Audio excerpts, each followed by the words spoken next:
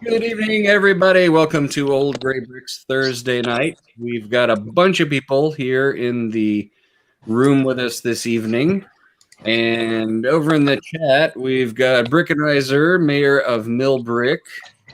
And Maddie's in the chat, or not. She's here too in video as well. So.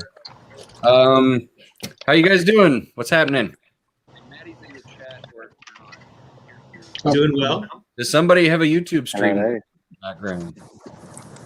It's not me. You sure it's not me? I turned it off. I'm sorry. That's so embarrassing. I was like, why is it doubling? Okay, it's always Maddie. Just assume it's Maddie, troublemaker. I don't know my pop culture, and I'm horrible at the internet. You would think the youngest person on our panel would understand how to use technology. I mean, I'm the geezer here.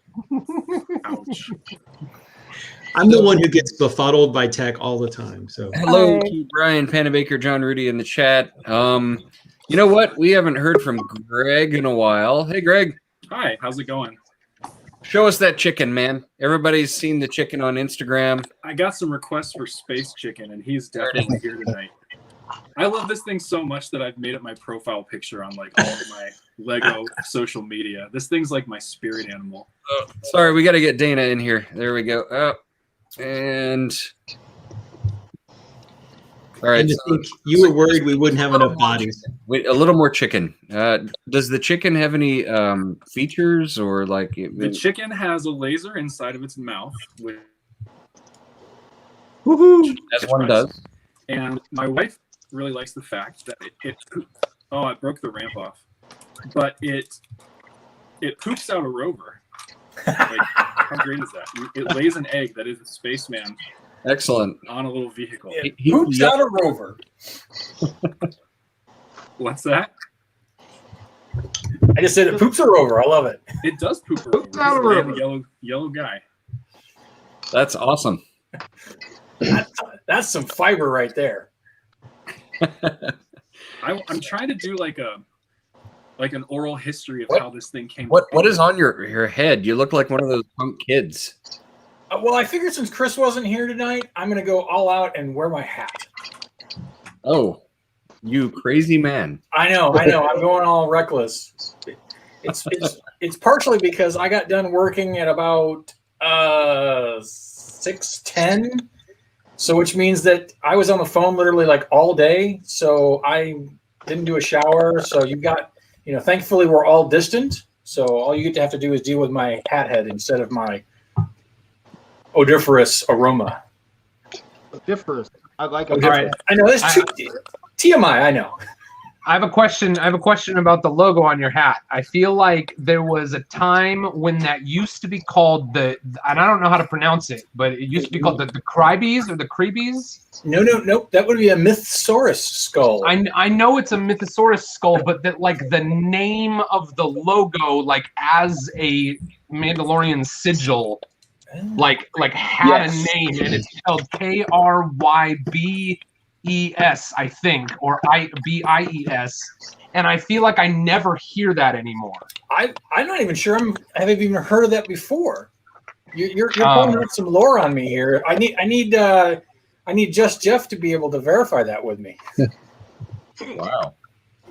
So if you go to Google search and you search Krybees, you will most certainly see that image. But I don't know where that word came from, and until 5 or 10 years ago, that's what I thought was the name of that symbol. I'm sorry. Anyway, but now it seems like nobody really.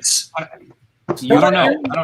You've out-nerded Dana about Star Wars. No, we're on a path. We're on a mission here. Boone, spell that for me. A nerd gauntlet has been thrown. Krybees. Tribus. So I just want to highlight how shocking this is that Dana does not know the answer, because he confessed to me that when he and his lovely spouse play Star Wars trivia, if one person misses a question, the other person will usually answer all of the other questions correctly and win the game. Yeah, it's pretty rough. We actually had one time where we had a guest come over and play with us, and for whatever reason, I kept getting like a question that was like, who was the boom operator on Tatooine for the Tatooine scene? And I was like, I don't know. And so I went through like 8 questions like that, and I didn't get any right. So I had 0 little pie pieces, and my wife and our guest they both had like all of them or just missing one.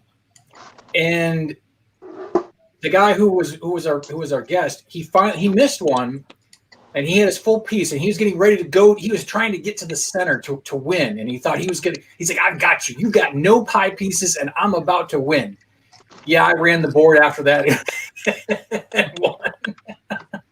He didn't get to go again right after that. So yeah, it's fun. It's fun. But yeah, so I'm gonna have to look under this because the Mythosaurus has always been the way it is, but why it's referenced as this Cribus? You got me totally.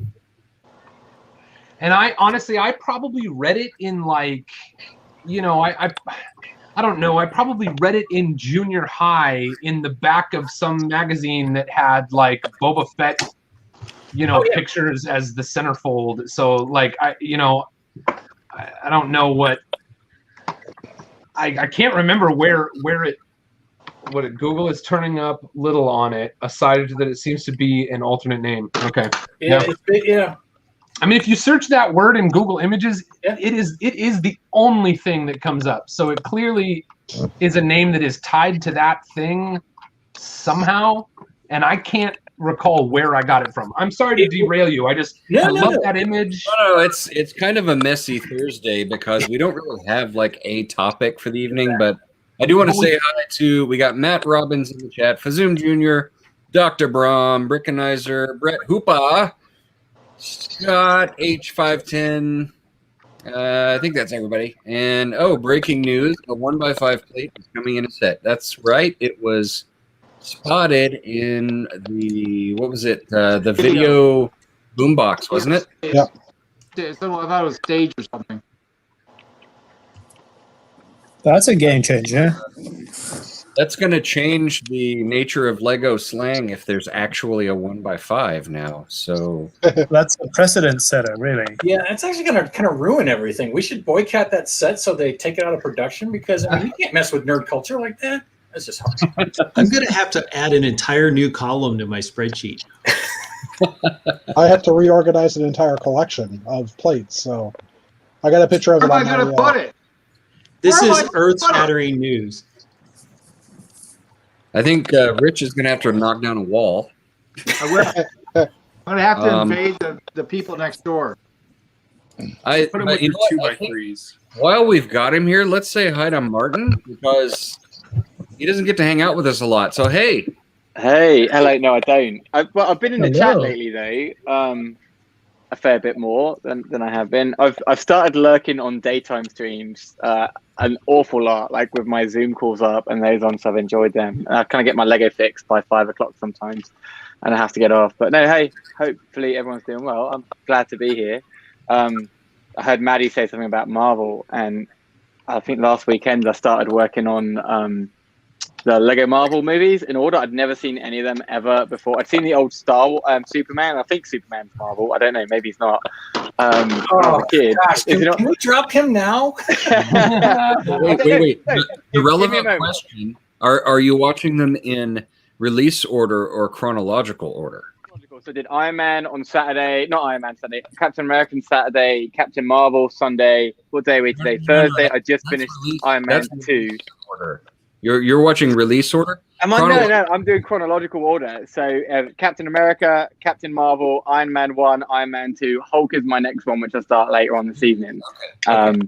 I'm sorry. No. And I actually know something about it, but now I'm in that mindset of I've never built anything Marvel. I've never looked at any Marvel build ever, really, apart from that looks pretty. So I'm trying to figure out what I do in the Marvel realm because I've got to build something that way. So. But hey, nice to see everyone. So, well, that's fun. That's exciting, and you're working on Quidditch towers right now. I'm working on Quidditch Towers, and I'm rebuilding it, and I'm almost done. So I think I showed you guys earlier. So it's sitting over here. When I built it last time, I took it to 4 shows. It was always one that people kind of liked, and I'm kind of gearing up for shows opening up again. And I never photographed it. Well, I did. I took like 4 photographs of it, and that was it. I just didn't really care about taking photographs or videos. So I figured I'd do that, and I'm getting grumpy with it. Like, if people want to see it, I've got to get to like 1,000 subscribers on Instagram and 100 subs on YouTube, and I won't share it anymore until I get to there. But I should finish it this weekend. I just got like a ton of minifigures in and green pieces, and so that one's getting ready to be done. So let me ask this question. Yeah. Since this is your second go at it, have you changed it, or is it pretty easy just to build it from memory? Yeah, so have changed it. So I'll, if you know me, I've normally built most of my builds twice. Like, I build it and then rebuild it because I enjoy the process sometimes, and if I know what I'm doing, it's so much easier. But the first time I built it, so the towers here, the height of them is three bricks and then a plate, so that makes a square. But when I did it last time, I didn't do that. Because it was just really labor intensive to get a bunch of those pieces, and I didn't have them. I tried to work with what I've got. So I've done that. I'm trying to make the ends of the field just look a little bit better, and I may make the sand, like where the end goals are, I may make that better as well. But other than that, it's pretty much the same-ish. The interiors from the stands are different, and I'm working on trying to like have one of them so I can rip them off. So the Quidditch stands in, and I've never watched Harry Potter, but what I know from my research is that these are actually like fabric, right? That surrounds the brown stand. So I'm trying to pull them back. I know, I'm going through Marvel. Give me a moment. I'll get to Harry Potter. So if you really want to know, this gets really deep, and so people can get to know me a little bit more. So I couldn't watch movies. Like, did not have the ability to watch movies. So and I've shared it with some people, and I'm trying to get out a little bit more to people. So I'm narcoleptic, so I fall asleep a lot. And I've always fallen asleep a lot. And the company I work for, that's the space we're in, the neuroscience space. And for years, I didn't treat myself. I tried to just kind of take care of it. And, you'd fall asleep. You couldn't watch movies. So I've been treated for about a year and a half on it. And, there's not enough hours in the day now in my life, right? So I'm like, give me as much stuff as I can. And I'd only ever watched 4 Star Wars movies. I've never watched all of them before. Never watched Harry Potter, because you can't, because you fall asleep. And so watching a movie is new to me. So that's why I'm like, this is so amazing. It also means I can build so much more stuff because I'm like awake a whole lot more, right? And you're not tired. So that's my get out of jail for not having watched these things. All right, so just give me a week or two, I'll be up to speed. So if you told me you fell asleep during the second to last Harry Potter movie, I would totally believe that. That'd be standard. Okay, all right. I almost fell asleep during Iron Man 2. I was unimpressed with Iron Man 2 in my rankings. So a lot of people say that, I guess. Yeah. I am curious to see what people think is the best Marvel movie. What is it, 18 or 22 of them? Which is the best one that's going to like enthrall me the most? We went through the whole series during COVID. We went back and did them in chronological, like you're doing. My personal favorites are, I think Doctor Strange is just a great movie, and I didn't even like the comic as a kid, but I think the movie is excellent. I think Iron Man 1 is almost a perfect. That was really good. Hero movie, and I think the first Avengers is a perfect ensemble superhero type movie. It's really hard to make a ensemble where every character kind of has their moment in the film, but I think the first Avengers does that very well. Sure. Yeah, Iron Man was brilliant. I loved it. I actually liked Captain Marvel as well. I mean, she was hot also, so that helped, right? After having to deal with Captain America as big boy, then I'm like, thank you for making it better with Captain Marvel. See, I was the other way around. Fair enough. There's something for everyone, right? That's what makes it really good. So, I mean, I can't deny. I probably had you have a guy crush on him, right? I mean, it's Captain Marvel. So, hey, or Captain America, why not? But my son walks in. He's like, "Is there a Captain England, Dad?" I was like, "Oh no, there's a Captain Britain." There is. Is there a Captain Britain? Yes, there is a Captain Britain. There's a Captain Britain. Is there a Britain. Marvel character? It is really underrepresented. Oh, yeah. I knew somebody who did a cosplay costume and spray painted boots just so he could be Captain Britain. So that would I don't know what he looks like, but so I grew up watching Saturday. We'd watch the football results come on the television or over teletext, and there was always like a run in the morning. We watched some cross country running on television, and then it was boxing, and then the wrestling, and there was a British Bulldog. I don't know if anyone watched wrestling and knows who the British Bulldog was. This is what Captain Britain looks like in my head. If you want to Google the British Bulldog from the 80s. That's my imagination of him right now. So, but I'll have to Google Captain Britain. I am not Captain Britain. Oh, I think Mark could probably call it up. Mark, can you flash him a Captain Britain picture? It depends on which costume you're talking about. The one that I remember, and this is going back to probably the Excalibur days. The Excalibur days in the 90s. It looked like this. It's pretty cool. That's a different looking one. There's a different one. That's there's that one, and then there's the one that sort of looks kind of Alpha Flight-ish. Yep. Well, because that's the one, yeah. Because the rest of Excalibur was all mutants, so it was always kind of weird. Yeah, I just remember the one with his hair sticking out, and he had the stick.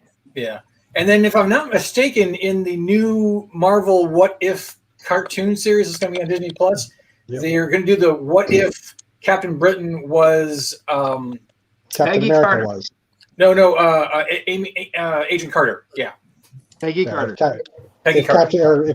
Peggy Carter got the serum instead of Captain America, instead of Steve Rogers. Huh. So she would become Captain I Britain. distinctly remember reading this comic. I do remember that as well. Yeah, that specific one, and because Spider-Man yoinked the stick out of his hand, and he like fell down because he couldn't fly without a stick. What the heck? It's a magic scepter thing or something. I don't remember.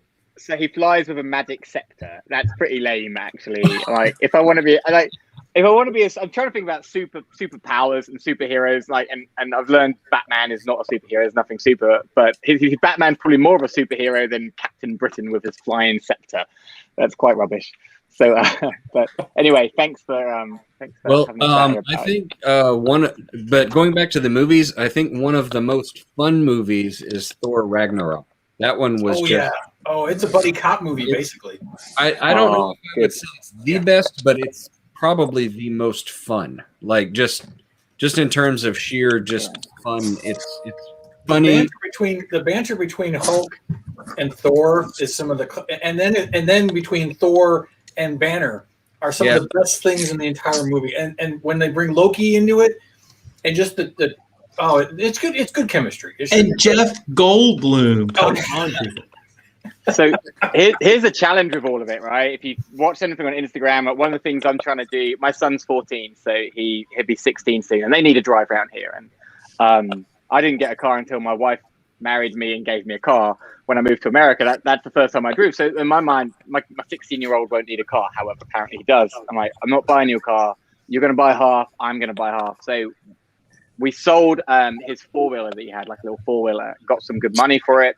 And my wife wanted to save that for his car. I was like, all right, save some of that. But we took $400 out and we started buying a bunch of Lego, sorting it, flipping it, selling pieces, and like stockpiling things. And I had a friend over maybe a week and a half ago. He's 11-year-old friend. He's autistic, but he knows every Marvel character there is, period. So I was like, hey, Coleman, come over here. We've got 800 figures. Sort through every one of these. Let's put them together, get these bodies.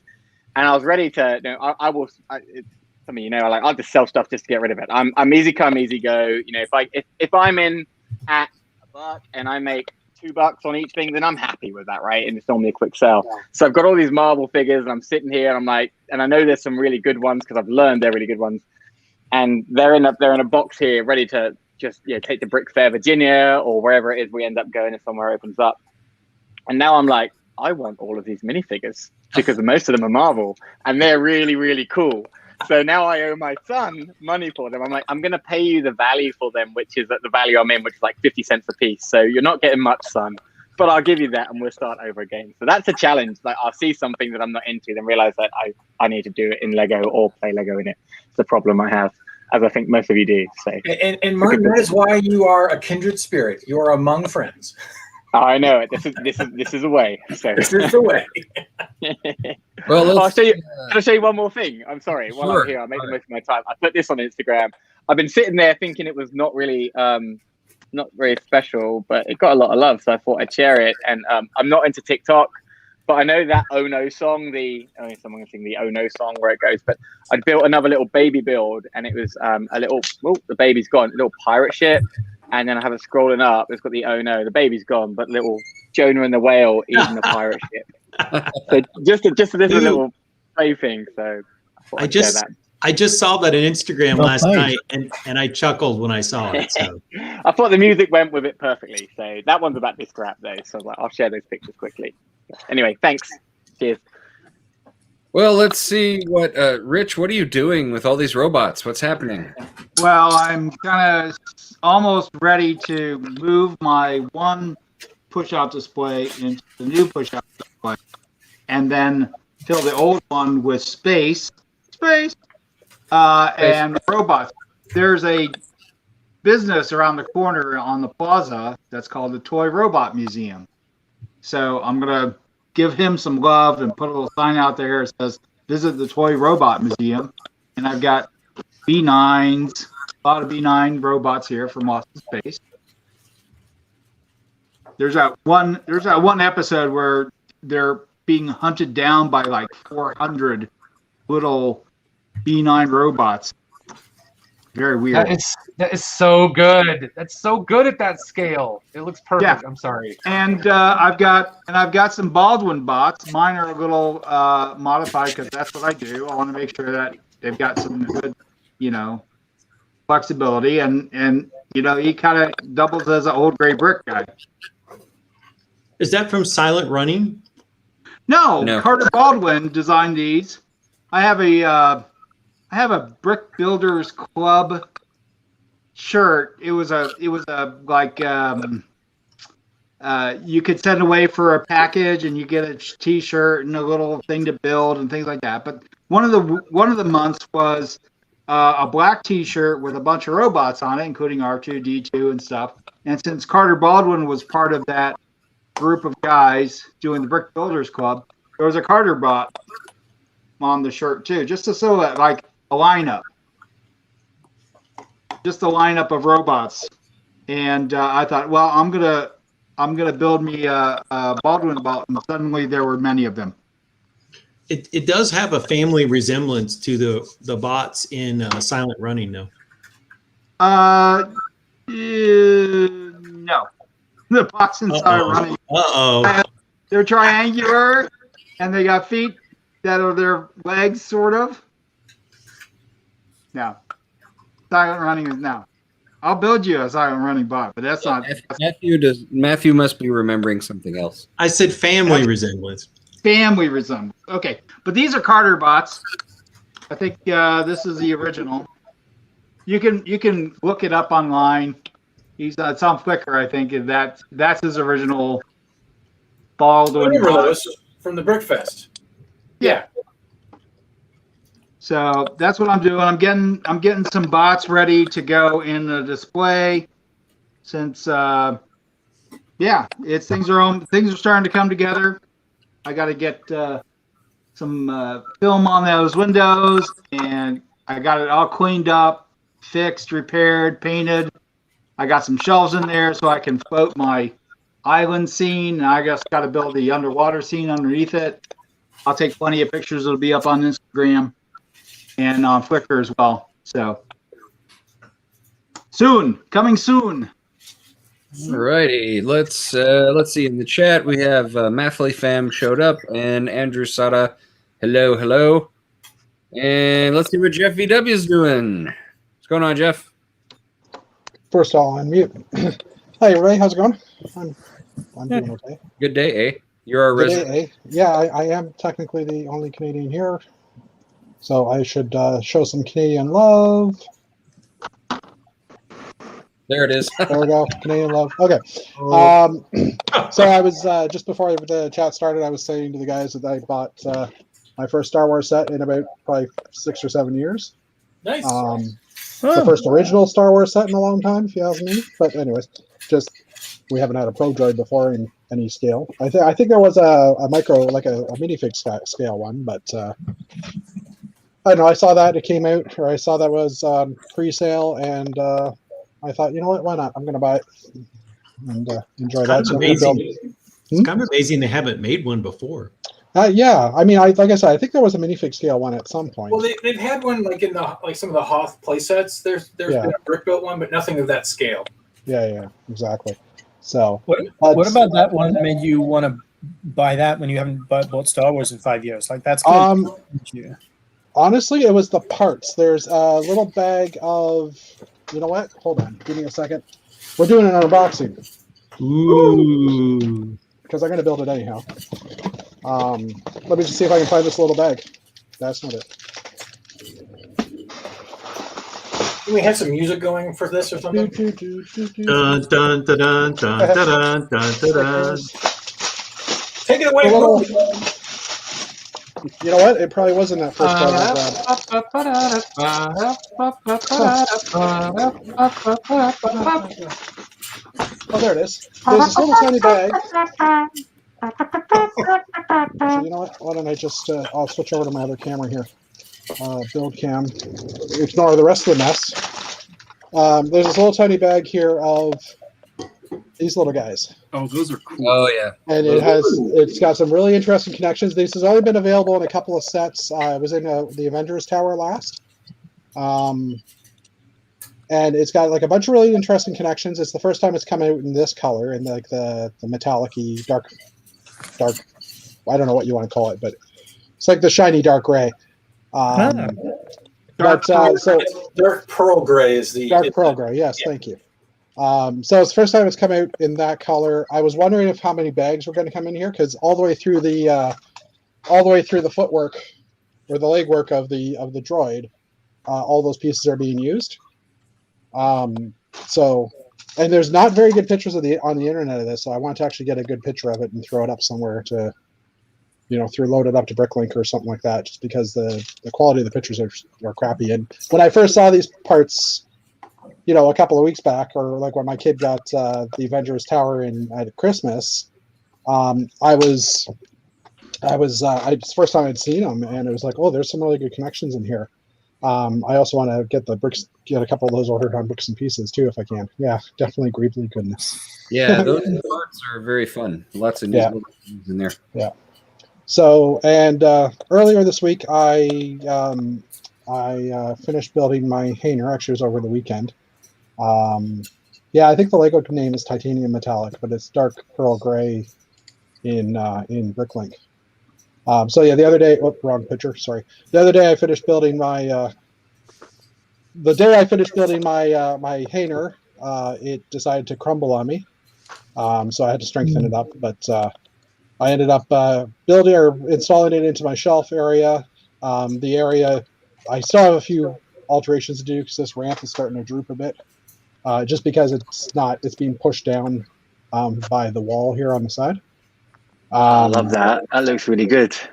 Yeah, and I still would like to get some lighting kits. I'm going to hit up Life Lights, talk to Rob and see what they've got. But I'm going to basically get some lighting in here as well, and then I'll cover up this Technic area with a cover. So I figured this area is where I'm going to run all the wires and either have a battery box or a power supply or something. But yeah, it's there's a couple of good shots of it here. Let me see if I can. Through the door shots, I'm really loving. Very cool. Awesome. Yeah. I love that mosaic with the Orbiter logo. Yeah. Yeah, and that's also the door to the next area. Which goes to nowhere, right? Currently goes to nowhere, but my goal is to build a module beside it, like in the shelf beside it. I don't know if that picture's visible here or no, it's not. So like basically this is 3 units, 3 IVAR shelf units side by side. So the next one will have Space Hainer. This is going to be where all the cargo bins are being placed, which I've got. Actually, hold on, I'll go back to this screen. Oh, no, sorry, build camera.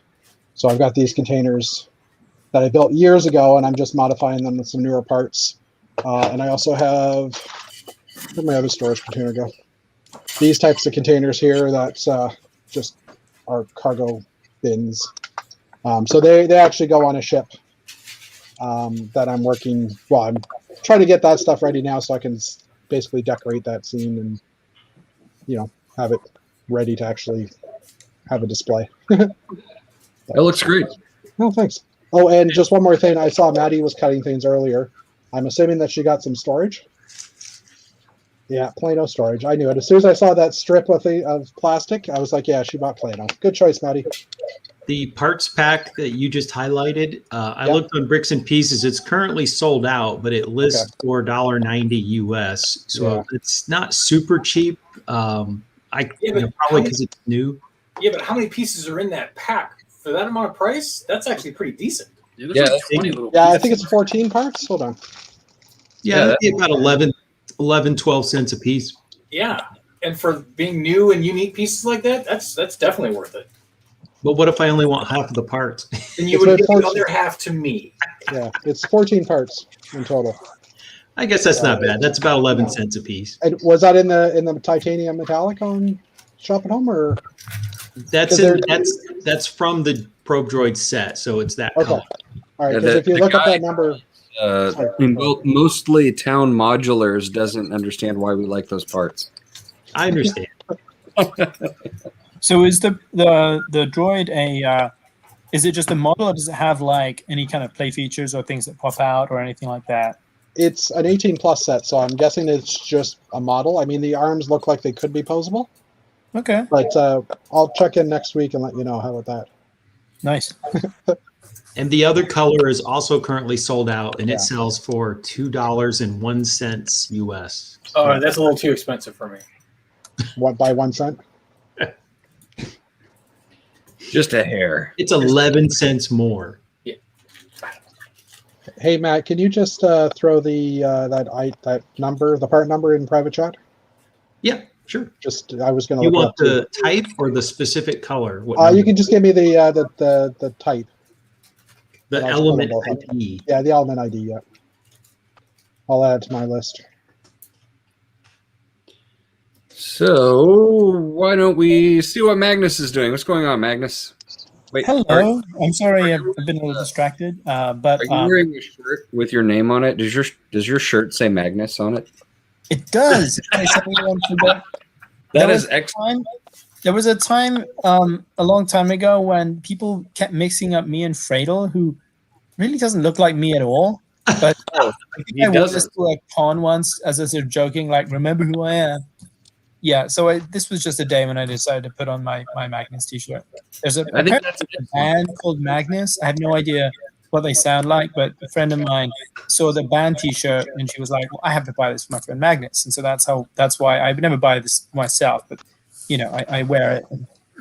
You're not as narcissistic as someone like myself, I guess. You wear it ironically. I'm on the internet live with a Magnus t-shirt, and I'm just sort of saying this is a gift from a friend. But it was kind of a Magnus t-shirt kind of day when I woke up. So that's I'm juggling a lot of little nerdy hobbies, less Lego related. I've been working on my little mini castle, but I haven't really developed anything new enough there to show it off. The most significant new Lego thing that happened is a package that arrived a few hours ago from the where you buy like missing parts from Lego. This is what it looks like. Oh, you got your knight torsos. And yeah. They have dark pearl gray arms too. It's not just a regular black arm or a gray arm. It's sort of metallic looking arm. And I don't know if Lego has recently made an official decision to being okay with people buying this sort of thing in bulk, or if they're just getting less strict about implementing whatever the rules are. But when I called them up, the guy I spoke to was very friendly, and I said, look, I'll be honest with you, I want to buy this in bulk. Can I do that? And what's the upper limit? And he was very accommodating, so I was able to buy some of these things. And I will do a bit of army building at some point. I'll probably randomize the faces and the helmets so it doesn't just look like a bunch of that's no fun. That part's And currently the only in other stock. Lego-related thing of note that I've been thinking about lately is the leaked. Can we talk about things that I saw leaked on the internet, or can we not talk about that on this show? We're not a technical lug, so we can talk about it just as long as we don't flash any images. All right, so I didn't see it on Brothers Brick yet, so maybe it's officially announced. But like, there were pictures that emerged of the Creator 3-in-1 castle themed set that came out this week. I'm assuming other people may have seen that too. Yeah, it's been on. Actually, I've even seen it on a couple of Facebook posts and stuff like that. So yeah, it's not a secret. So that it hasn't been officially released. So yeah, so we really can't post pictures of it. All right. So that was the other thing of note Lego-wise that I had thoughts about this week. Otherwise, it's been kind of a light Lego week for me, but that's okay. It's good to see you all. Well, it was worth it to see your Magnus shirt. Absolutely. I think that's kind of funny that you had that shirt because people kept getting you confused. Yeah, that's what's Well, really. I mean, that's not why I got this shirt, but once I owned this shirt and people like kept confusing me with some other guy who really doesn't look like me at all. Yeah, I could see Chris and Mark needing shirts that had their names on them at shows because they get interchanged all the time anyway. But Magnus, I mean, you are Magnus. I mean, there's nobody else. Do you know Fredo? Have you met Fredo? I don't know Fredo. Have you seen a picture of Fredo? He has a much darker complexion, and his hair is always real short. I don't think we look so. He's taller than me, but I guess people were confused. So yeah, I've known Friedel for years, and he does not look like Magnus. I don't even know how that happened. That's just weird. But the mystery will live on until we get them both in the same place and we can prove that they're not the same person. Mm-hmm. Well, that already happened many times, and that's where the confusion came. Well, we need an updated picture because for all we know, one of them has been killed off and the other one has been assumed the other one's identity. They're the same person. Fredo's in the documentary. Let's see how Maddie, how are you doing on your organization there? You showed us I did some very bad things in the last couple of days, starting with these boxes. These were on sale at Walmart for $3.88. So I bought 9 of them. Ooh. Wow. It's a lot, but I thought, these, I tried them out with pieces yesterday and it was not fun because you get in there and the pieces hop over to the other container. So then I thought, these are going to be great for minifigs. So they fit. Oh my gosh, perfectly. That's great. And so I'm going to make one for Harry Potter, one for the Star Wars, one for Classic. And I've got 6 more coming. Did she call it the Star Wars? Because this is my thought process. She did. the Star Warbles. My thought process is this. They're on sale for a reason. They're 80% off. So they're probably not making this style tackle box anymore. Yep. So I liked it. I liked the color. It matches my sweater right now, right? So I said, if I like it that much, I should just buy as many as I can purchase now instead of being mad that I can't find them later, right? Anyways, and then the other thing, I went to the thrift store today just on a whim, and I found a $5 good sized bag of Lego. But what I was really excited about were these colored pieces that were in there. They're like skin tone color, like pink. Sand red, and then there was sand blue, and then sand purple. This is sand purple. My lighting is so terrible. So you got some Life on Mars sets then. It's what? Those are all from Life on Mars sets. Yeah, this is from a Life on Mars set, exactly. So then I looked up Life of Mars set on Bricklink, and I was like, holy crap, I have half of the set in here. So that was pretty nuts. The end. That was $5. And yeah, things are going great. I'm excited about Lego and life. That's, I think, all that matters, right? Hey, that's awesome. What? Something happened. What? Oh, there he is. Hello. Do a Kramer for you or something like that? Well, yeah, I was kind of going to your chair because you were gone. Oh, so you were spying on me, is what you're telling me. I was It's okay. looking. It's all right. It's all right. We've been friends long enough. You can stalk me where it's okay. It's all right. I was looking at your Star Wars sets. You want to look at Star Wars sets? Well, the classic space sets, you were in front of them, and since you were gone. Oh, so you figured while I was gone, you could look at them. I can slide out of the way. Yeah, usually there they are. That's beautiful. It just needs a space chicken. Well, I have the set that the space chicken's from, but no space chicken. So, is there? Do you have Lego happenings, news, anything you got going on? Or a bag of stuff? I'm sorting. It's not eventful. It's a bag of brown. But I am this bag of brown and 2 bags of white, and then I will have completely finished through my backlog of sorting and inventorying, and then I can open up that big box that you see down there in the corner, so that I can build that Star Destroyer. So hopefully that'll happen this weekend, if not beginning of next week. So I'm excited for that. Did Dana just declare he's the first person to ever finish sorting? Is that correct? I've never heard anyone say they're finished. Well, wow, congratulations.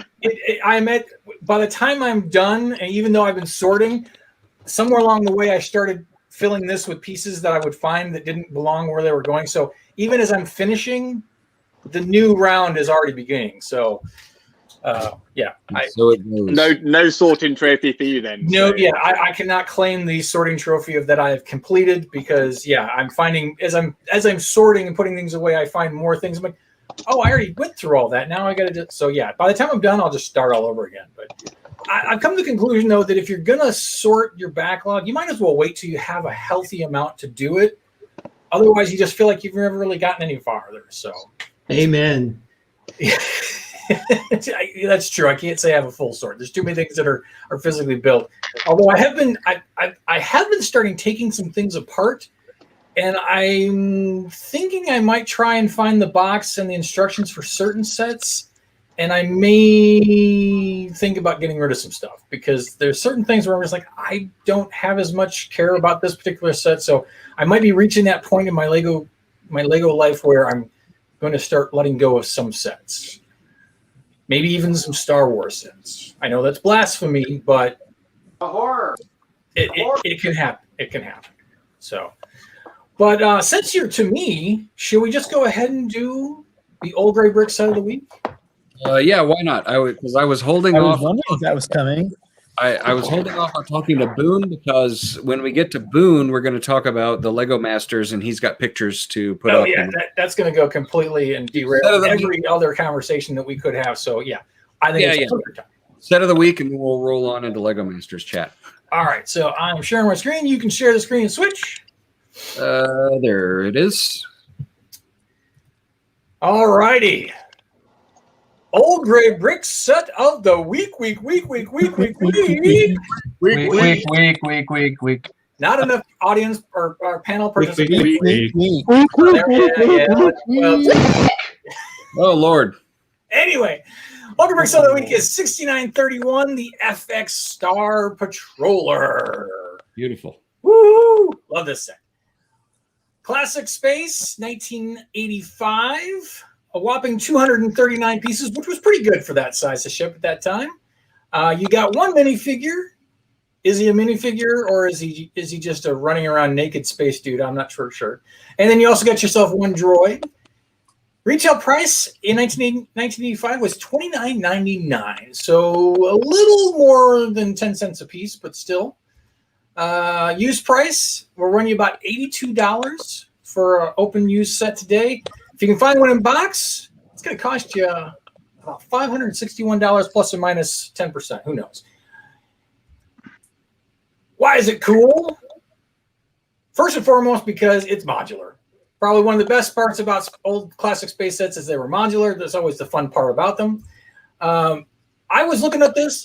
And there are so many great parts in this set. You got your little gray arms for the robots. You got gray robot bodies. You got the gray missile pieces to make your rockets. The black tail fins, trans red small tail fins. Just the printed parts. You got the little arrows. You got your computer. I mean, it's just a plethora of great parts in this set. It's the big brother to the Gamma 5 Lasercraft because, ironically, those two sets look so similar to each other. They should have been.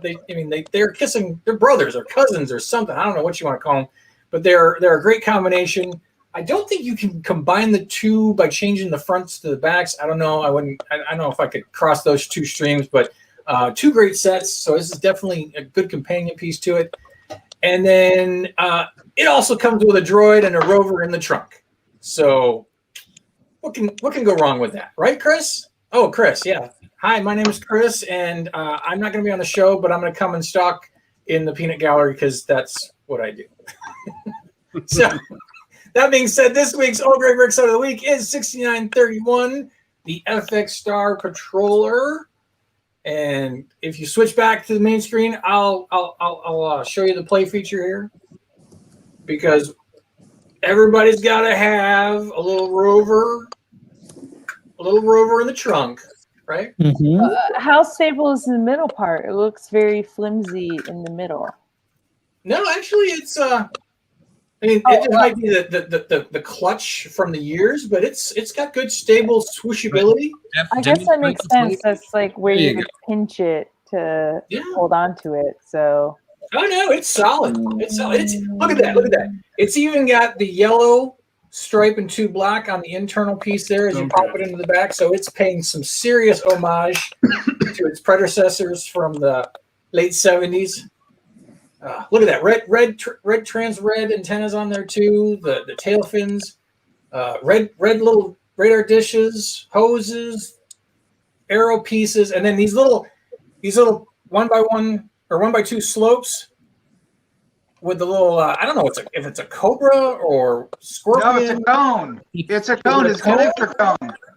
Okay, it's a laser cone or something like that. Just kind of bizarre and strange. You guys, it's a CB radio handset. Ah, that's what it is. Okay, all right. It's a funnel for putting in the space oil. Sure. The space oil. The only drawback, and this is the same also at the Gamma 5 Lasercraft, is that the canopy section is not airtight. So, keep your helmet on. How often did we get a classic space set that was, airtight? There weren't a lot of them, and no stud shooters. Good point, because in good Lego, there is no reason for a stud shooter. That's right. So take that one to school, kids. One question that I have is, would you say that particular model is the closest approximation to the seed for Benny's spaceship in the Lego movie? No. Okay. I would say no. I would say ask that question again. What did you say? The closest approximation to the what? Benny's spaceship in the Lego movie. Did you say the seed?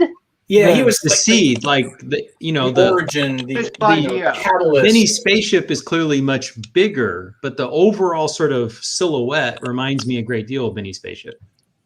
I can see that. I mean, the silhouette I could see a little bit, but the color scheme was definitely off of the Galaxy Explorer. True. I mean, in general, most of the spaceships were always arrow-shaped designed. So, I mean, that can have that feel. I mean, you can even go all the way back to even the small little one-man ships. They're all that same triangular arrow-shaped design. Oh, look at that Christmas version.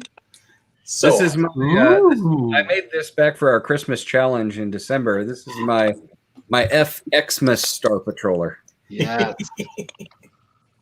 So yeah, it's got the little Santa going on in there. So yeah, I just thought I would throw that up. And we lost Maddie for a second, but she's back. Sorry. And then even though Matthew was asking his bizarre question, we got to go back to Greg with his reveal, his sneak peek reveal.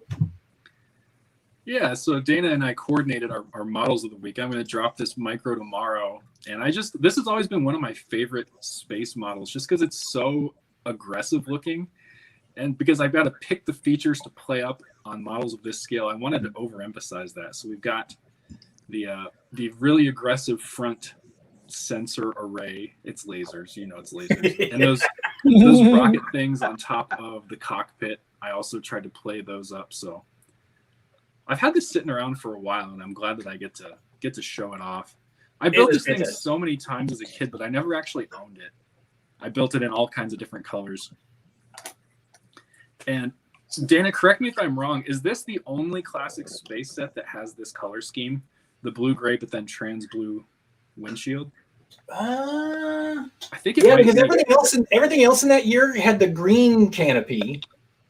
And blue and gray is paired with a yellow canopy. Because usually blue and gray is with a yellow canopy. So you may be correct, sir.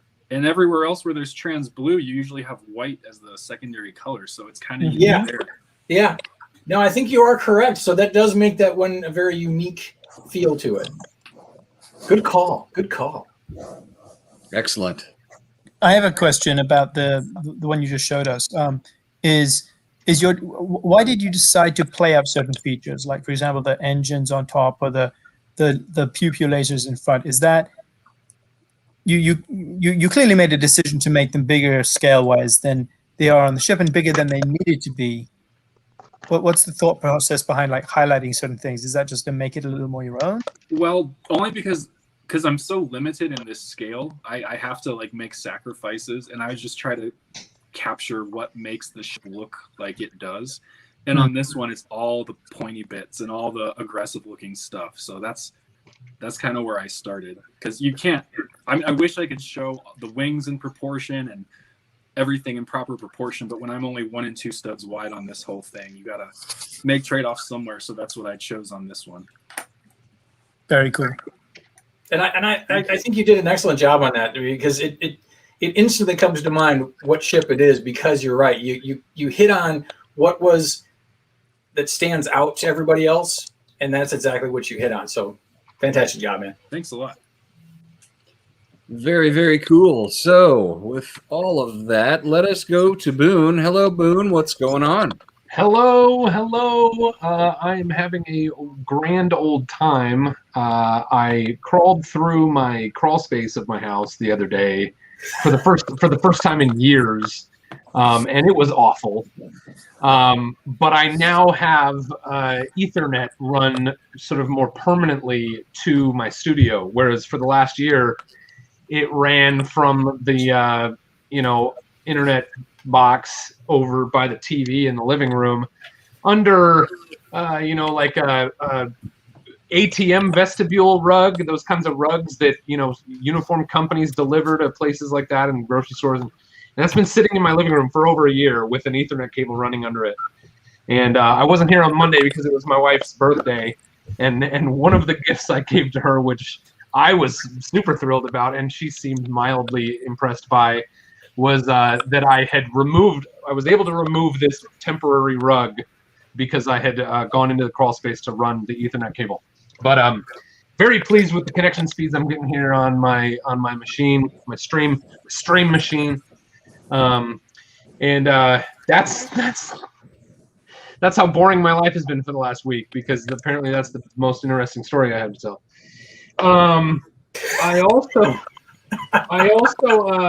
I got a box from Lego with some sets. There are very few sets each year that I sort of am intentionally trying to secure.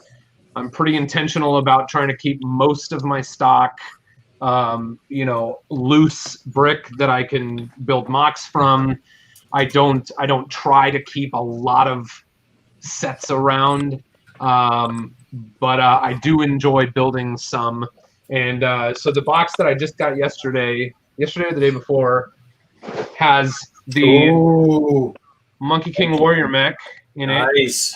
So I'll be building that on Boone Builds pretty soon. I think I've actually got an idea that I might try to turn this into an alternate model as well. So had a lot of fun. Man, I had a lot of fun and got so much positive feedback about my what was that, the Coliseum alt build that I really feel like I want to do more of those alt builds. And then grab this thing because I'm afraid it's going to, I don't know if it's going to disappear soon or not, but grab this guy. Oh yeah. So I'm excited about that. So anyway, and then on what is it? Tuesday is May the 4th. Are y'all doing anything? I'm going to be building the UCS Slave 1. And if you guys know Brett Hooper, he's going to be on with me, and he's got a copy of the set too, and we're going to build that on May the 4th. Great build. We'll That's a long probably build, by the way, Boone. how many hours do you think? I want to go ahead and say, well, you're an experienced builder, so I'm going to still put it at least 2.5 to 3 hours. Okay, so we planned to do I slow way down when I'm trying to engage the chat, so we planned 2 hours on May the 4th, and we planned another 2 hours on Revenge of the 5th. So you'll be good. I think we'll get it. Yeah. Yeah. That's cool. I've been looking into some other stuff that I want to try soon with just trying to think of other, advanced ways to engage the live chat on YouTube. And I think I've got some ideas, and some of that is related to the stuff that I said last week that I was working on and am not ready to talk about yet. And it still sort of is in that kind of testing ideation kind of phase. But I think I did announce here that my weekly live stream on Boone Builds, which in 2020 was called AFL Spotlight Live, that is coming back on May 20th, and it'll start right after this show ends. So I think it's 6 p.m. my time, 9 p.m. Eastern time, and I'll hopefully run from the end of May into August before I take any significant breaks. But anyway, so that's all of what I've got going on. And then the exciting news that came out today was, and let's see, I could share my screen here. Yeah, do that. Share screen. I'm gonna do this one. Yeah, everybody's talking about it. The Lego Masters. Don't look at this screen for too long because I thought it was really cool, but it might make you barf. Lego Masters 2 contestants officially announced today. I'll show you the pictures I got, and what we'll do here. Oh, we gotta stop watching that, but I think it's cool. But I wish it was slower. Of course, Will Arnett is back for season 2, and Brickmasters Jamie and Amy are back for season 2. I'm not convinced that these are new pictures. I feel like I remember seeing them wear these clothes for season 1 shoots, but maybe not. Maybe I'm wrong. But then we'll dive into the teams. There are 12 teams this time, so there are 2 more teams that must be eliminated before the end of the season than there were in season 1. I suspect that means we'll get a 12-episode season as opposed to a 10-episode season, or maybe they'll just cram it into 10 or 11 episodes and kick somebody off every single week. But I don't know, but I suspect we'll get 12 episodes. So what I'm going to do here now is I'll show you a somewhat high-def version of each team's picture. And for each 2 teams, we'll then go to a data sheet, and we'll get to know where they're from and how they're related to each other. So first of all, so maybe we could we'll do 2 teams at a time. And maybe we'll let the panel save what you have to say about any particular teams until we get to that 3rd slide that has kind of the data. And then we'll sort of go on from there. So first we have Dave and Richard, and Caleb and Jacob. So Dave and Richard are from Chicago, Illinois, and Brooklyn, New York, respectively. This says they are friends. Caleb and Jacob are, I noticed, I don't know Caleb and Jacob. They look familiar to me, but I don't think I've met them. It says they're 22, and it says they're brothers, so I'm assuming they're twin brothers. They don't look like identical twin brothers to me, or maybe, I don't know. And they are from La Crosse, Wisconsin. So anybody know any of these guys? No. They're not. No. They at least wear different shirts. Well, I mean, Caleb and Jacob look familiar to me, but I don't know where I would have seen them. Does that make sense? Yeah.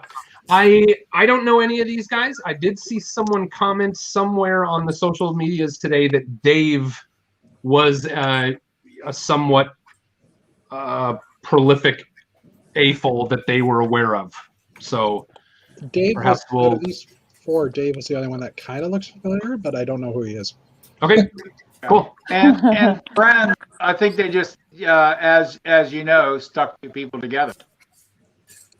You think that's the case for Dave and Richard? Yes, I think Okay. that's the case for many of the teams. Yeah. So then that's something of note. Probably is when it says that they're friends. That may or may not mean they were friends before the show. On season 1, anyone who was friends, that was the relationship. I would say it was probably cut down the middle for the friends teams. The people who were, great friends before the show, were new friends, coming through the audition process as individuals. And then some that were sort of in the middle, like Mel and Jermaine, I know were friends online. They had done some sort of like online collaborations, but they had not met together until the casting process. Mel has said that before. What about you and your friend? Mark? Mark and I were buddies for I'd say 4 or 5. I guess about 4 years before casting started, and we had built. You're both from Portland area, though. Yeah. Yep. Okay, so next up we have Paras. I think I'm not 100% sure how to pronounce, but I think it's Paras and Moto, and Mark and Steven. So I think we've got some folks here that know these folks. So Paras and Moto, interestingly enough, are the very same age. They are from Boston, Massachusetts, and Denver, Colorado, respectively. This says they are friends. I believe that they are new friends. I don't know that for sure. Maybe they're also twins. I mean, They definitely are brothers from another mother. Come on. Well, we're friends, but or we're twins. But could you say we're friends? We really walk through life more with a friend posture. Mark and Steven from Atlanta, Georgia, are brothers. So I know Moto and I know Mark, and I do not know the other guy. This is what's interesting to me so far, because I've also taken a little peek at the cast. How many sibling pairs there are, but how many sibling pairs that are brother and brother? Do you know what I'm saying? Yeah. There's like, where's the sisters? Well, there is one pair that comes up that I think are sisters. Oh, really? Yeah. So I don't remember that. Hold We your will see. male nepotism till we get done. Okay, I'll hold The it. Utah couple. We will see, but certainly this season is heavy in brother teams. Yeah. So we'll see how that plays out. Well, I know Mark and Steven were approached for season 1, but it was bad timing for them. So I think they were on the forerunner for definitely for season 2. So very excited for both of them. They are fantastic builders. They are amazing. They are a member of our lug, and we've seen them at Brick Fair, Alabama. If you go down to Atlanta Brick Company, you can run into them. Usually, most times I see Mark there all the time. Steven, not so much, but I'm excited to see what they do. So they're both builders. Oh yes, both very talented builders. And quick. Yeah, I know Mark is. Yeah. But I've never met Steven, and I don't really have any experience with him. Now, is this the same Mark that hates Nexonites? Yes. Okay, excellent. Yes. Whenever you see or hear Chris and I make some snide castle remark or a Nexonite comment, it is and will always be directed directly at Mark. All right. Next up, we have Maria and Philip. I hope this isn't brother and sister. Yeah. And Zach and Wayne. So Maria and Philip are from Grand Rapids, Michigan. They are a married couple. Zach and Wayne are from Stockton, California. They are brothers. So I know Zach. Of these 4 people, Zach is the person I have met. He does a lot of motorized tanks. So if you ever saw if you happened to see a bridge layer tank that was pretty popular on Beyond the Brick and around the web, I'd say in the summer of 2019, it was a remote control tank that could lay a bridge for itself and then drive over it and then pick the bridge back up on the other side of the. Yep, I'm familiar with that. So that's Zach's. So if you've seen that, that's Zach's. He was also a rep. He was kind of a live show rep for S-Brick. So anyone who's familiar with S-Brick is a third-party Bluetooth-enabled. It was a powered up type thing before Powered Up existed, or at least before Powered Up was released, and it was compatible with Power Functions peripherals. Zach was sort of their hype man, and Wayne is his brother, so I haven't out met Wayne, but Zach's a really cool dude. So I anticipate that he's gonna have some good personality coming through on the show based on what I've seen from him and the little bit of time that I've spent with him. I guess we can expect a lot more mechanical builds from them as well compared to some of the other teams, right? If he's got that much power function type knowledge. Yeah, I would imagine, when I was on season 1, they were encouraging us to use some type of movement in pretty much every build. There were a couple, bridge, I'd say bridge, it kind of was less emphasized. And let's see, anything else? There may have been another one here or there where movement was not emphasized, but they really went in at the beginning saying, hey, here's Powered Up, it's brand new. Here's a brief explanation to you all on how it works, and we would encourage you to use it as often as possible. Boone, would you assume that that's probably because of some Fox executive was trying to appeal to the dog and cat demographic watching? What? I don't know if I understand your question. It's a completely obscure Scrooge reference when the executive is telling him, "Can you get something in there? A lot of quick movements so we can appeal to our cats and dogs who are watching at home." Oh yeah, I'm sure. I actually probably it had more to do with the relationship between Lego, the Lego Group, and Endemol Shine, the production company, in just the various agreements that what's in it for us, what's in it for you, what do we get out of this, and I just imagine Powered Up was new, and it was probably a great opportunity for them to plug that as a system that absolutely. Kids can go to the Lego and get their hands on. Absolutely. I mean, I actually got the Lego Boost set after watching Lego Masters just because of some of the things I saw. I'm like, oh, I want to try and play with that a little more. So I'm sure I fell right into that ploy. Yeah. Okay. Next up, we've got Zach and Tim and Jack and Dawn. Team Denim. So Zach and Tim from Gaylord, Michigan, relationship father and son. And Jack and Dawn from Milton, Ohio, and Coopersville, Michigan, siblings. So I think it'll be cool to have this kind of demographic, to be hitting this demographic in the brother-sister team. I think they look fun.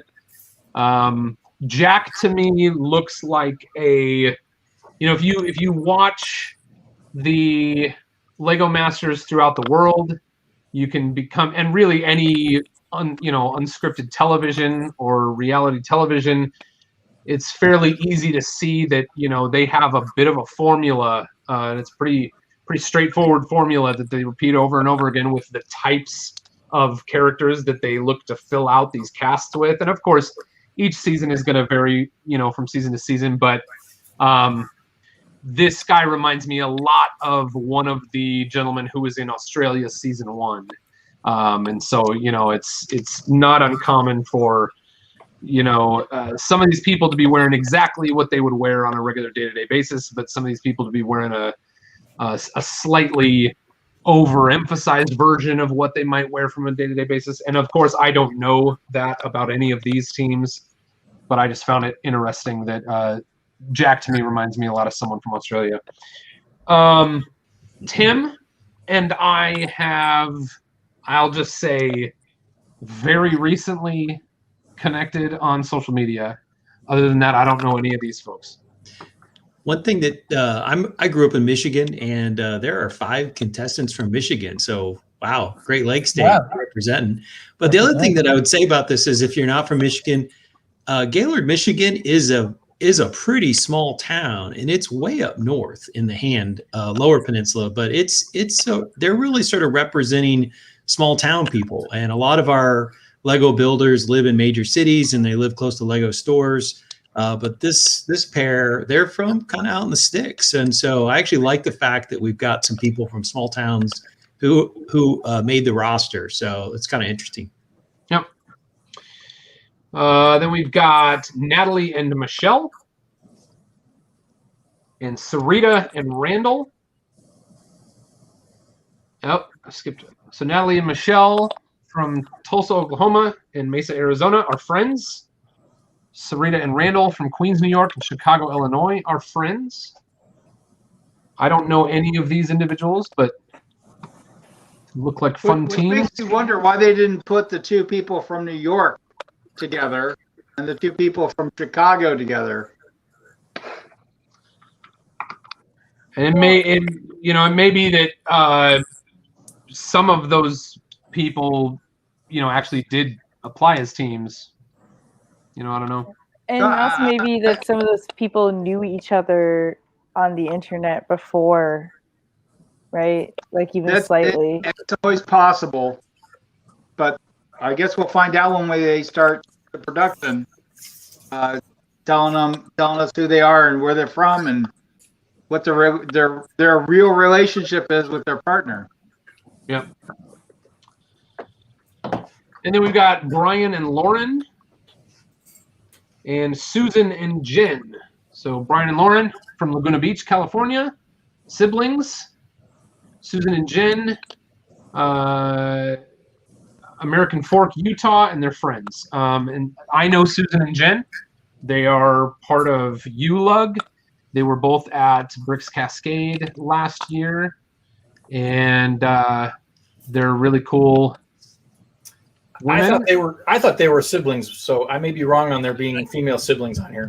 I would have guessed they look like sisters. Yeah, they're not sisters. An interesting thing about them, I think someone mentioned that Mark and his brother had been sort of in the running for season 1, and then couldn't do it.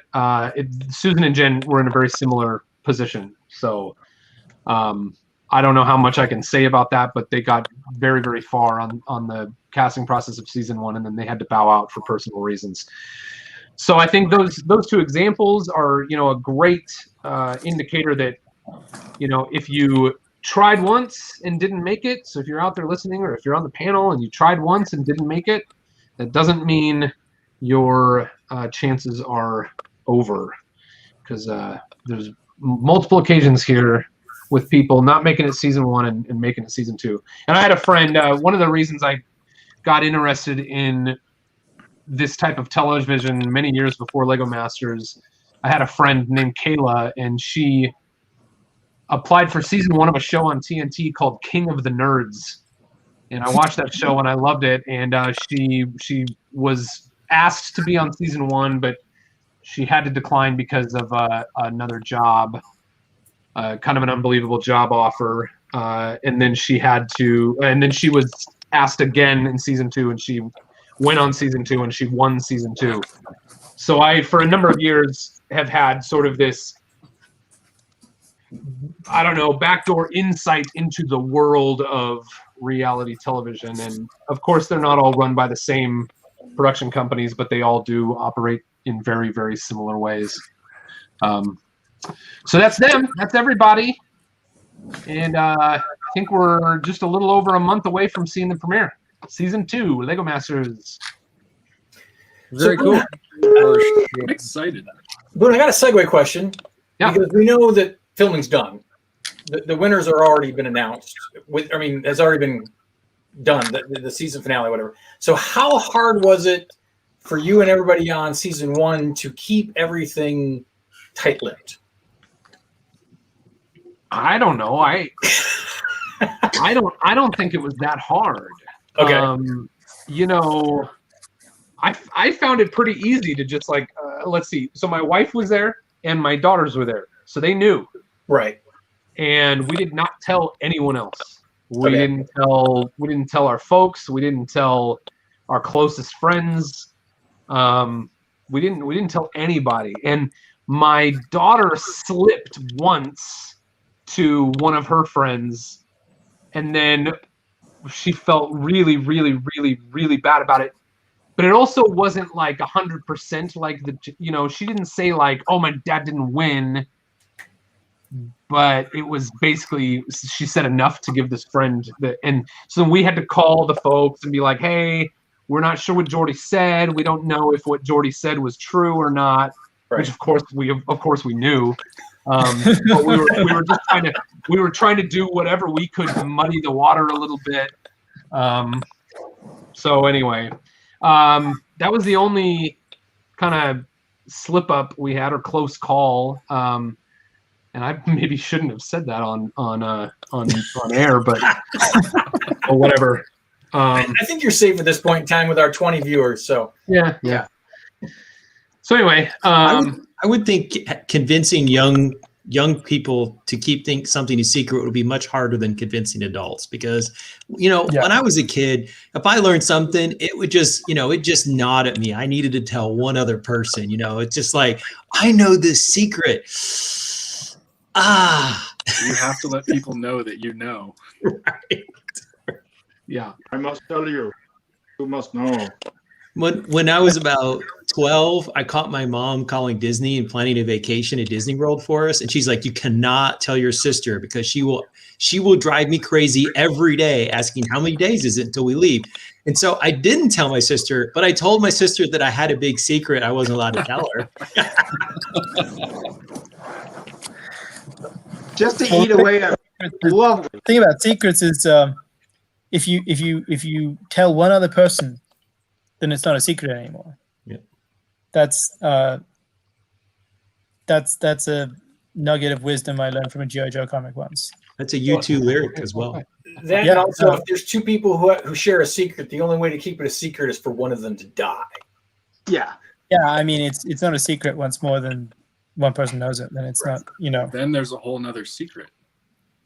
Yeah, but that's a secret that a shovel and a bag of lime will take care of. So it's okay. Yeah. Secrets are hard. Supposedly. I've been telling people things like I don't know, or not that I know of. I just commented this on someone's thing earlier. Not that I know of, but there's a lot I don't know of. And in this case, if I did know, I would probably be obligated to say something like "not that I know of." Just trying to confuse the situation as much as possible. Boone, one question I have is, for the contestants that get eliminated early, do they stay in the filming location so that people don't figure out that they got eliminated? No, they Okay. just they have social media embargo. Okay. So, they're not allowed to post to social media anything about their life until the time when everyone is done filming. That's pretty much it. And they all signed a piece of paper saying that if they spill that secret, yeah, are you putting that up NDA because the NDA probably told me I'm not allowed to talk about what I'm talking about? Is it a thing where you sign saying you won't talk about it and you sign saying you won't talk about the fact that you're not allowed to talk about it? I can't remember. I think that's pretty boilerplate. Is there any more that you want to talk about? Hypothetically, they all signed something that said if they spilled it, they would owe the production company $1 million. So. Oh wow. So so it's so there was actually like serious reprimand. It's not just like we're going to slap you on the wrist. You're going to owe lots of money. It would become a legal battle. Yeah. Hypothetically, I would assume that you would be penalized a bunch of money for talking about things like that. Hypothetically. So Moto and some others are lurking in the chat right now. So hey, so Moto, tell us something you're not allowed to tell us. Yeah. Oh, I've got a question. So Moto, did you win?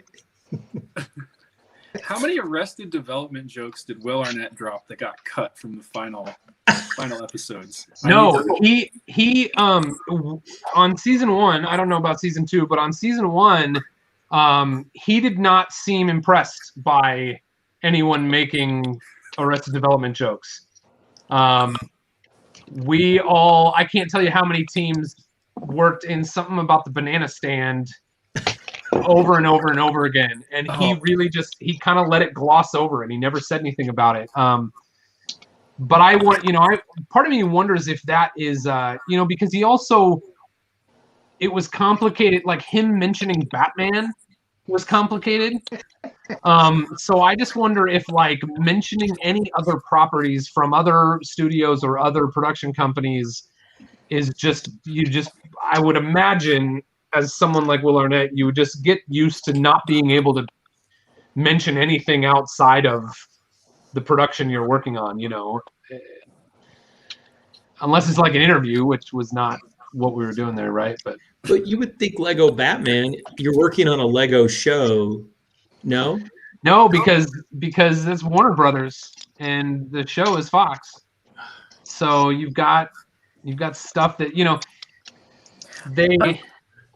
it all just comes down to what agreements did they make and what agreements didn't they make, because of course they were able to do the Star Wars episode, although I guess by that time Disney owned Fox maybe, but I don't know if the portion of Fox that Disney owns is the same as the portion of Fox that does the television station. I don't know, but that's a good question.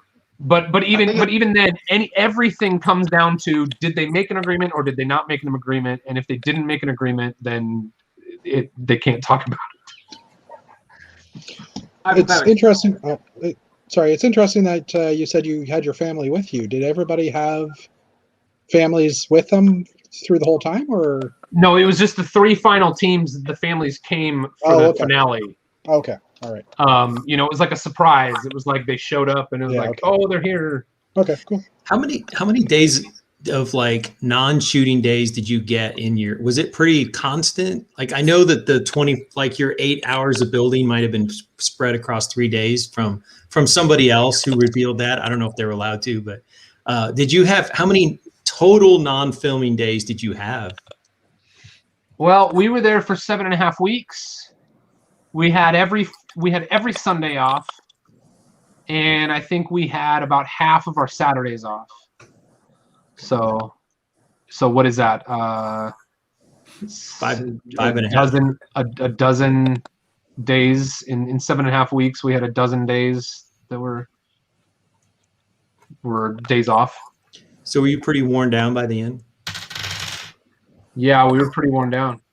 Yeah, I remember there being this moment at the beginning of the first challenge where Mark and I were just like, we don't know. We don't know if we've got an idea here. We don't know if we've got an idea that we were just like mentally and physically exhausted. And you can see other teams hitting that place earlier in the season, right?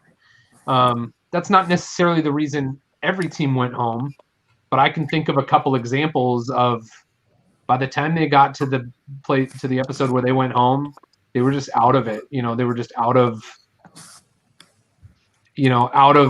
ideas, out of they'd gotten a creative spent willpower to like they lost momentum. Yeah. Which I think I know we asked our other guest at one time the same question. how long did you wait after you got back from filming before you touched any of your own Lego? Oh, it wasn't that long for me. I remember some people just talking about that like they didn't want to look at Lego or touch Lego for like a month or two. Yeah. And I think, let's see, we got home just before Christmas. And I think I enjoyed, building a set that Christmas or helping my daughters, build that Christmas. And I think I was building mocks by January, Okay. So I didn't really feel that, but I think some people did. Now you were talking that you and Mark were like, we don't know if we have an idea for this or whatever. Did you guys ever really feel like you hit that burnout phase, or did you make it all the way through without struggling so much where you saw some of the other teams? It was really that last challenge where we were like, man, we just don't feel like it was really that last challenge where we started to feel that burnout. Now we pushed that challenge that you could do whatever you wanted challenge. It was, yeah. Do you think if they had put you in a box and made you have to do something specific, that it would have been a little easier? But because you had been going so long, and now it's like, hey, here, you can do whatever you want. And you're like, is that what happened?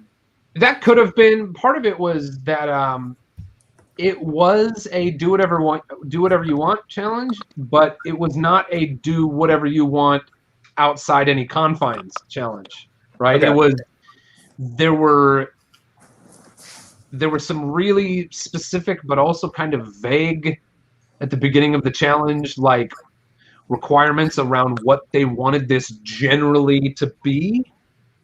So then you put that with like, but build whatever you want. And it's like, it was this really weird kind of like, what on earth are they asking for here? I think Mark and Chris could probably attest to that from when they were building their set with Lego. That sounds very Lego-y. We're going to give you freedom to do what you want, but ... Do you think they wanted to leave it open-ended because they didn't know exactly? They felt like they had guidelines, but like they would know it when they saw it. No, I think it was like they wanted us to reach certain goals, but they didn't want to be so explicit with what those goals were that they, pigeonholed us from like a project, ideation standpoint. So the whole beginning of the last challenge was very confusing as to what we were supposed to do. And in fact, I think Sam and Jessica completely changed their idea some hours into the build. We did that. I don't know if you remember that episode, if you watched it, but we had to start with a sketch model. And our idea shifted from what that sketch model was based on the feedback from the judges about our sketch model. But overall, like the overall idea remained the same. It was more about how we executed it that changed a lot. But Sam and Jessica, I believe, had to go through two, if my memory serves me correctly, Sam and Jessica had to go through 2 rounds of sketch models because their first sketch model was completely different. And I don't even know if that was apparent in the episode. When you've got the challenge and you've got 2 people in a team, my hunch is that there might have been some challenges where one person says, I've got this idea I want to run with, and the other person is sort of like helping to execute the idea. And then maybe the next challenge, the other person's like, hey, I've got this brilliant idea. Did it kind of trade off like that? Yeah, it did. It did a little bit of a mixture between like trading off between who's Like maybe in one challenge, Boone has this great idea and Mark is like, yeah, let's run with it. And in the next challenge, Mark has this great idea and Boone is like, let's run with it. But then the next challenge, it might be like, well, we really have these two ideas and we love them both, so let's figure out how to make them work together, you know, and kind of like, I think learning quickly how to like manage that conversation in a way that isn't eating into your time in a harmful way was something that some teams figured out better than others. But And how helpful was the fact that maybe your 8 or 10 hours were broken up? Did you go back to your hotel room and be like, oh, you know what? We need to put this wrinkle on it. We need to add this thing over here. Let's put some, plants or whatever the case may be. Did it help to have that reflective period, or were you just like, you know what? I need a mental break. I don't even want to think about the build. Both. It really depended. It really depended on the circumstance. Yeah. I can tell you that both of those things happened to our team. Both of those things happened to other teams. The one where, I remember bridge.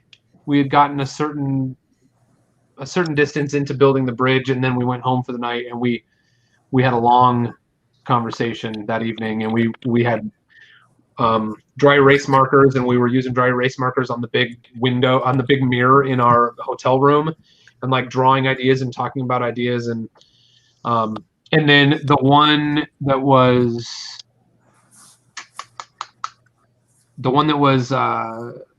the team we teamed up with Sam and Jessica for the superhero challenge, and Aaron and Christian were teamed up with Amy and Tyler.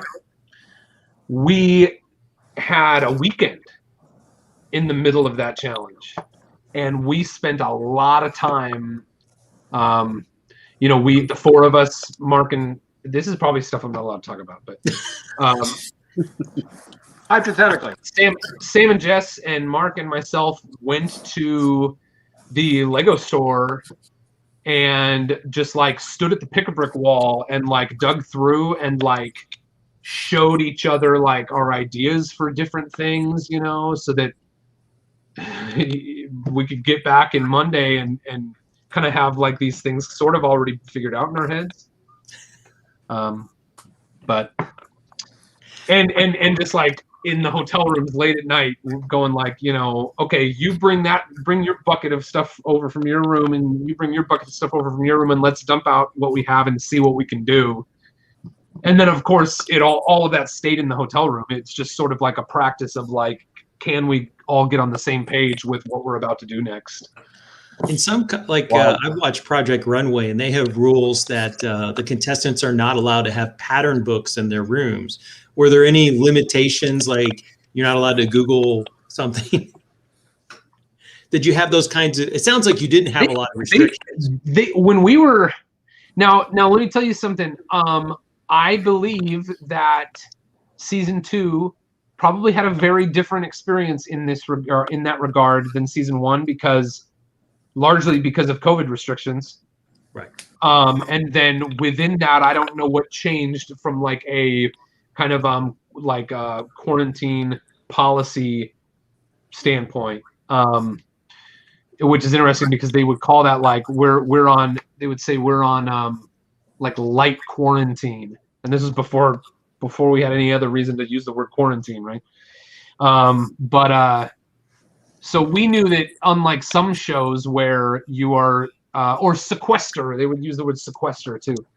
And we were we were lightly sequestered, where we were all taken off set. We were all put in the same hotel, but what we did and what we had in our rooms and where we went during the weekends was really up to us. We had a lot of freedom, and I suspect that season 2 probably did not experience that same level of freedom. But anyway. So Ant Bandit had a question. Did the Lego store employees give you weird looks at the pick-a-brick wall? No, they pretty much knew what we were doing there. Because I think the production, I don't know this, this is based on sort of things that I surmise based on vague things that I hear or heard from different people. But it seemed like the production was working with the local Lego stores and the local Bricks and Minifigs stores to kind of sometimes get extras of things that, you know, they needed. As well as local AFOLs. There were local AFOLs and local, what is the LC Lego certified, the Lego certified professionals in the area that were sort of assisting. So it was kind of, you know, when we, oh, this was funny. Do you guys know Shy Time? Anyway, he worked at the Lego store near where we were staying, and he knew Mel. He saw Mel, and he was like, he knew he was from the East Coast. He was like, "What are you doing here?" And Mel was like, "Oh, I'm here to hang out with my buddy so and so from another YouTube channel in California." And Shy Time was like, "Whoa, that's so wild that I would meet you here at the Lego store, and you're just like hanging out here with another Lego YouTuber." And then Jermaine walked up, and he's like, "What? You know, BX Bricks, what are you doing here?" And Mel quickly was like, "Oh yeah, he's here to hang out with Angel with me." And he's like, "Well," and then I walk up, and he's like, "No, wait a second. I know what you guys are doing here." He's like, "I know what you guys are doing here." And so and then we kind of got the impression that from that point on they knew what we were doing there, but we didn't talk about it in so many words. But that was a fun experience.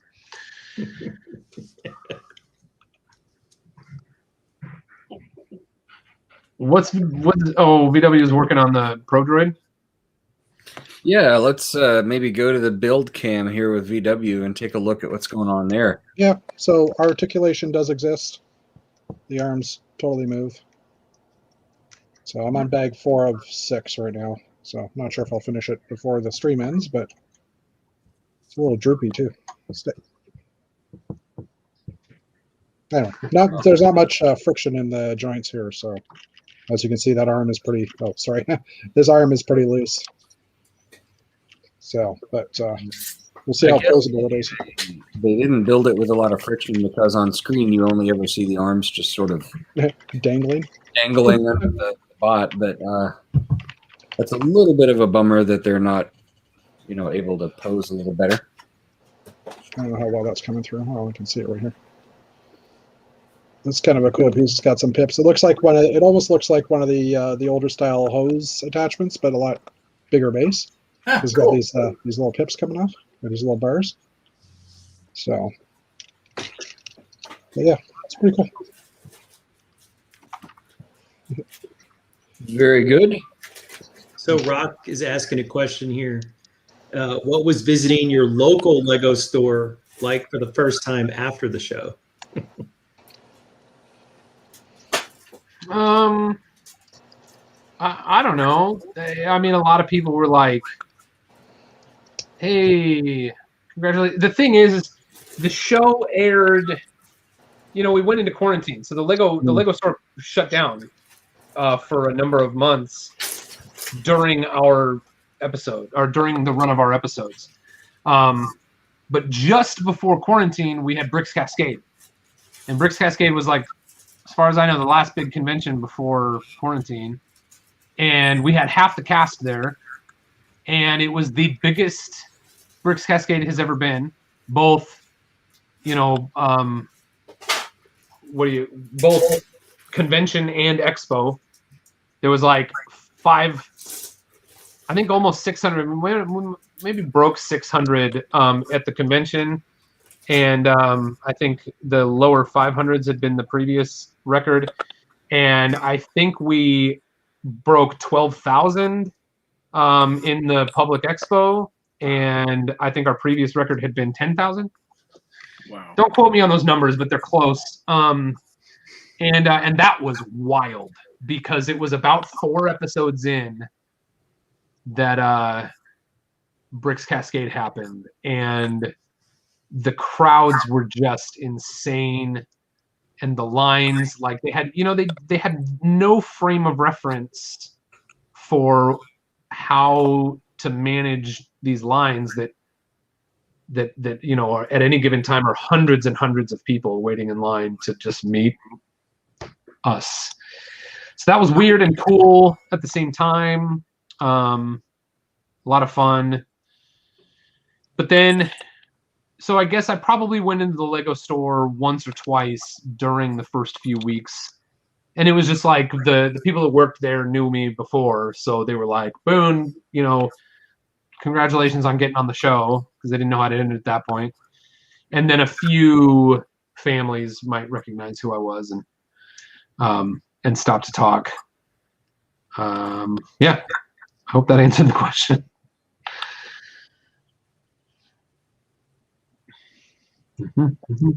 Okay, well, Ant Bandit said he was going to watch Megaforce tonight while sorting, but decided to join our show. Yeah, I still need to watch. You skip Megaforce for this? Come on. Megaforce will wait. I don't think you watched it. I don't think you don't know the true glory of Megaforce. I still haven't watched it, but I will. What is Chris doing tonight? He is at a conference. Yeah. I believe it was on Jekyll Island, which is off the coast of Georgia. Wow. Which is a nice place to be than most of us are right now.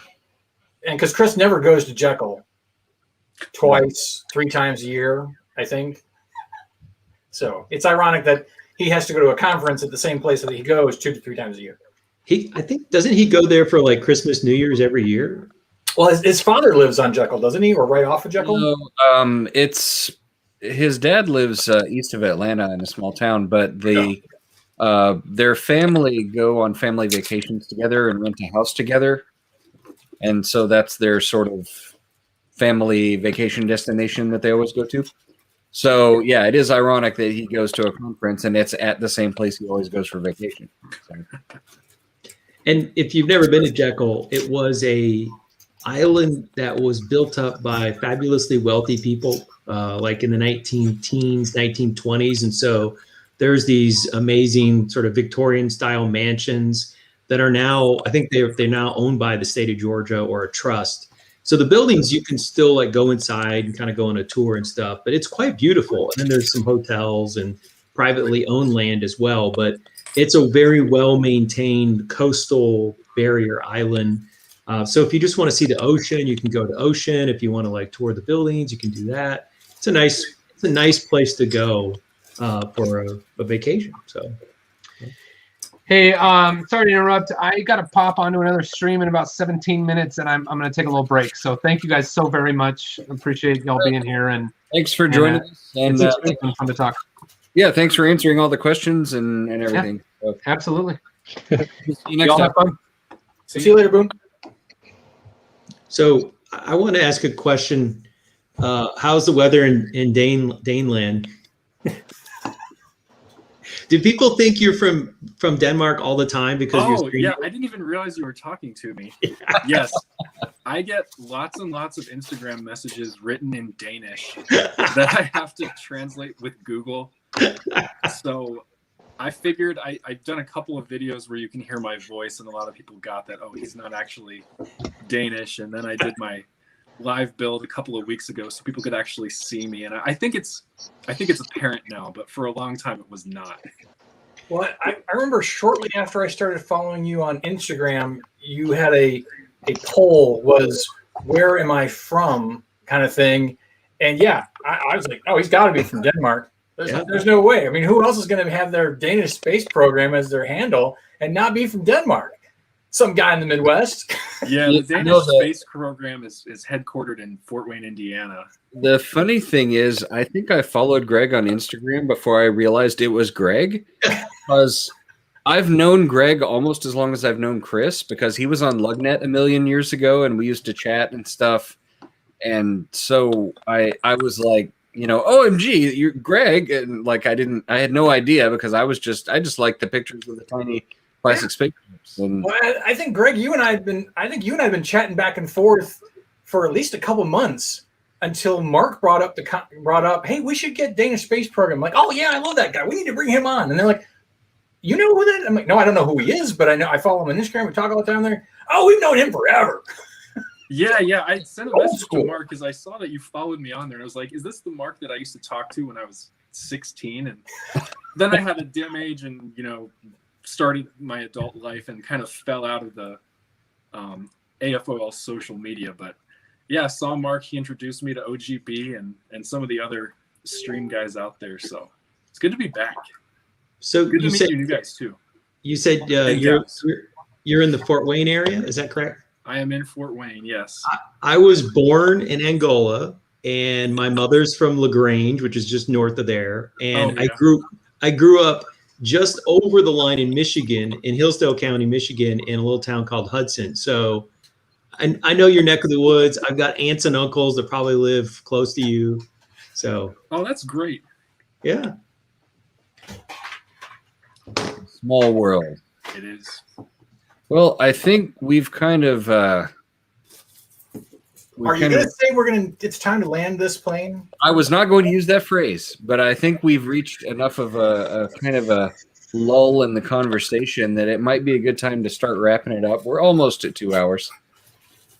That's the response when you bring up Fort Wayne. People are like, yeah, the when Matthew starts talking to people about the Midwest, it's like, okay.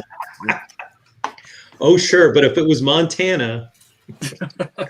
Matt, you already talked about Michigan far too many times in this chat. So that's true. I did, didn't I?